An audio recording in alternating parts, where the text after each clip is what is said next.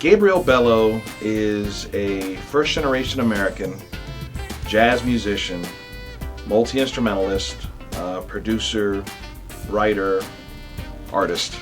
I have been playing flute since I was 11 years old. I've been playing saxophone since I was 13, piano since I was 18, harmonica now for 4 or 5 years, and I've been singing ever since I was about 2 years old. I absolutely adore Stevie Wonder and his music. I am probably one of the biggest Michael Jackson music fans on the face of planet Earth. I love Brian McKnight, I love Chuck Mangione, Grover Washington, David Sanborn, basically anything that's good. I've even been getting into Merle Haggard lately, so if it's good music and it comes from the heart, I can get down with it. I actually wanted to play saxophone from the time I was 4 years old. I remember being 4. We were living in Boston, Massachusetts at the time, Lawrence, Massachusetts, just outside of Boston. And I remember asking my father if I could play saxophone, and he said, "Play flute first." And I said, "That's a sissy instrument, I don't want to play that." So finally, about the age of 9, 10 years old, I broke down and I said, "Dad, I want to play saxophone." He said, "Play flute first." So I learned the flute, and about 12, 13, was in school and had an opportunity. They were doing jazz band. I was in band playing the flute, but they were going to do jazz band. And I asked my father, I said, "Oh, it's time, I want to play saxophone." He said, "Well, you have to master the flute." Which I replied, "It takes a lifetime to master an instrument." I said, "I can play in all 12 keys. I'm playing in church. I want to play saxophone." So he finally let me play the sax. And definitely marriage made in heaven. I was born to play that instrument. I definitely come from a musical family. My father has and can play nearly everything he can get his hands on. He can play a little saxophone, a little piano, a little guitar. He's a professional percussionist, and that's not even his day job. He's definitely one of these. He's from the Dominican Republic, so he's got that island blood of he can do 15 different things professionally. I have an uncle that is an amazing trumpet player. Same kind of thing. He could sit down and play Mozart after not touching a piano for 10 years and it sound like Mozart's playing. I have an uncle that played classical guitar in Carnegie Hall. He's actually well known by many classical guitarists. My mother sings like a bird. My older brother is a professional bass player. He also plays piano and keyboards, sings. I have a sister, my baby sister. She went got a music degree in vocal performance. And my younger brother can also play several different things, but he's more the athlete. So yeah, a lot of musicians in my family. I have put out. This new one is going to be my 3rd solo jazz record, but as far as solo records, it's actually going to be my 5th solo record. But I've actually put out 7 projects total, I believe, if I'm not forgetting one. I've put out, my first one was with a Christian trio group, singing group, vocal group, and then my first solo jazz record. Then I did one with my church I was working. And then I did my 2 Christian gospel CDs, then New Day, smooth jazz record, and now the new one. So that'll be 7, unless I forgot one. This new album is a tribute. It's called Steveland, a journey through the music of Stevie Wonder.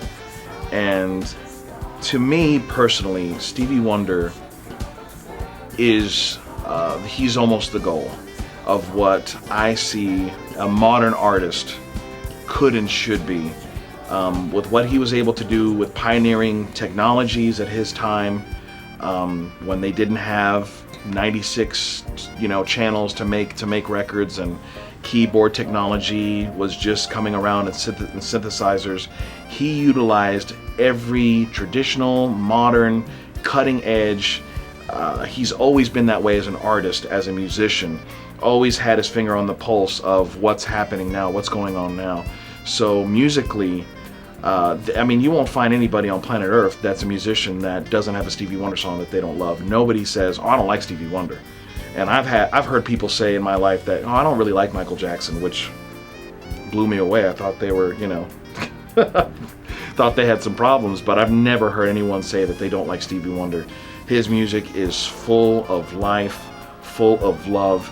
It's got complexity, it's got richness, flavor, tonality, anything and everything you could want If you go through his whole catalog, you can find stuff that sounds like, you can find moments of Beatles, or you can find stuff that's super jazz, or you can find stuff that's soul, R&B, something that's simple as him just singing with a harp, you know, like if it's magic. He's just, so I wanted to be able to take people through just, you know, and if you look at the album cover, it's walking to a city, and so that's what I want to do. You know, obviously you can't do everything, but if you're going on a tour through a city, you know, it's just, they're kind of giving you the highlights.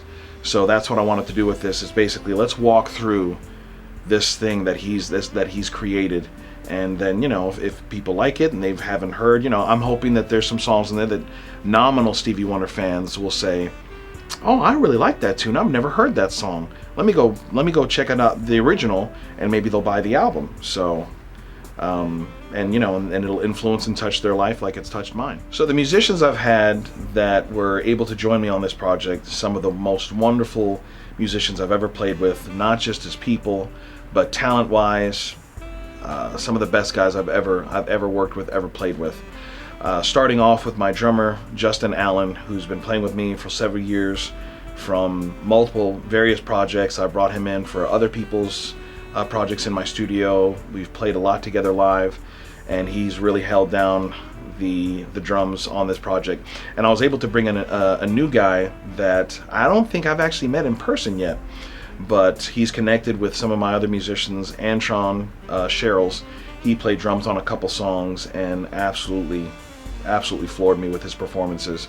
On bass, I've been blessed to have my bass player Terrence Key, wonderful bassist, the bassist for Daryl McFadden and the Disciples. He's played all over the place.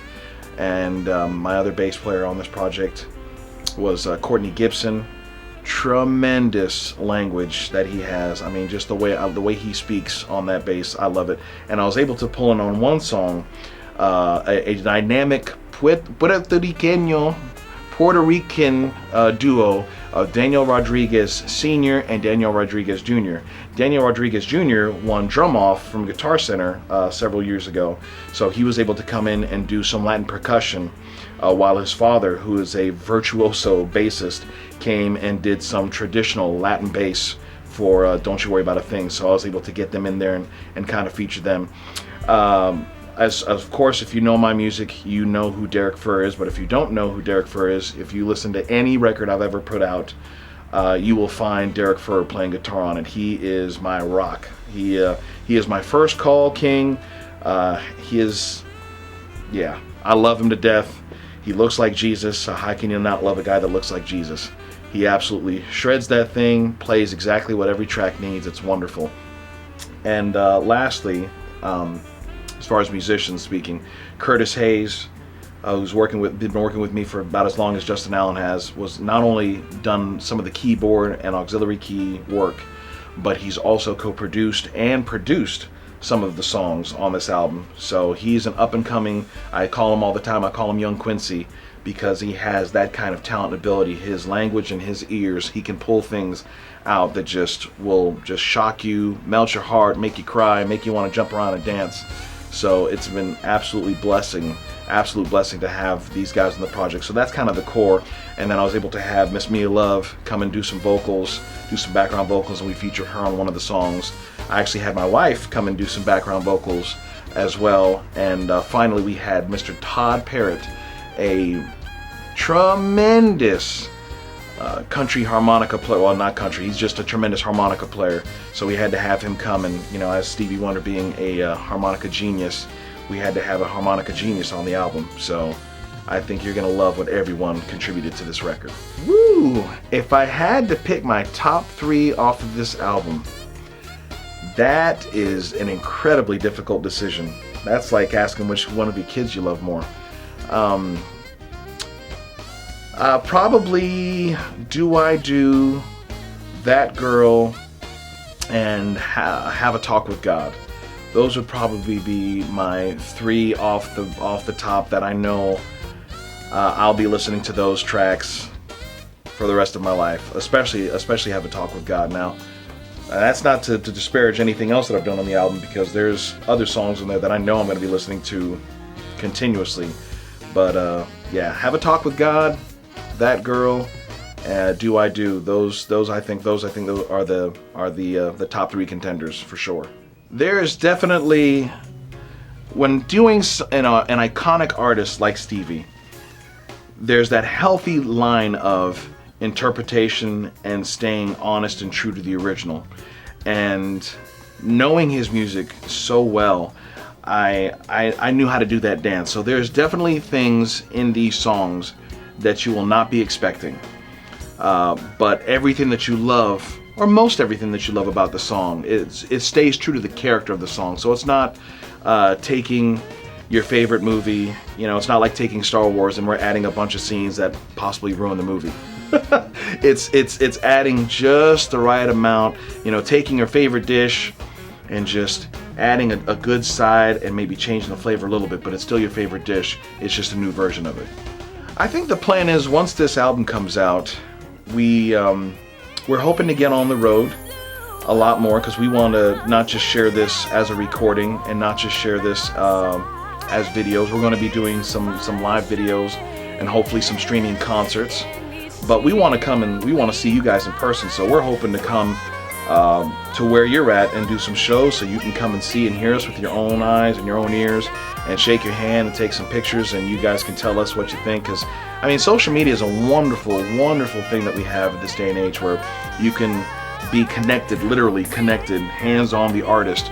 But there's nothing like being literally able to touch someone that hopefully their music has impacted you and blessed your life, and you can say, hey, I saw him back in 2018 or 2017. I saw Gabriel Bello and he was on the Steveland tour, and I saw him at the Jazz Festival, or I saw him at this club, and it changed my life, and it was absolutely wonderful experience that.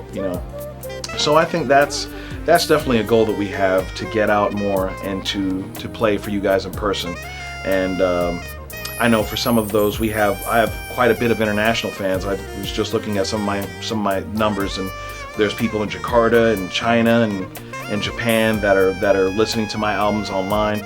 So we're going to do some live streaming concerts and shoot some videos in my series Real Music Hangout. We're going to do some of that stuff for those that we hopefully will be able to get to eventually, but we may not be able to get there this year to those countries outside of the U.S. So I want to thank you for checking out and taking the time to watch this video, hearing about my story, and hearing about especially this new album, Steveland, A Journey Through the Music of Stevie Wonder. The album is coming out this year in just a few weeks. May 2017 it's going to drop. We'll have a specific date, hopefully over here somewhere on the screen. Stay tuned. We definitely need your support as independent artists, and as a jazz artist especially. We're not Katy Perry, so we need sales more than streams. So if you love jazz music and you love good music, then I would encourage you, just go buy it. You can skip a meal at Wendy's, and for the price of that meal, you're going to spend $7 to $10. You can have something that you're going to enjoy for the rest of your life. So you can find us, any updates here on Facebook or Instagram and Twitter. You want to ask me a question, I'll hit you back. So May 2017, Steveland, A Journey Through the Music of Stevie Wonder, in the style of Gabriel Bellows and a smooth jazz flavor. Thank you so much. God bless you.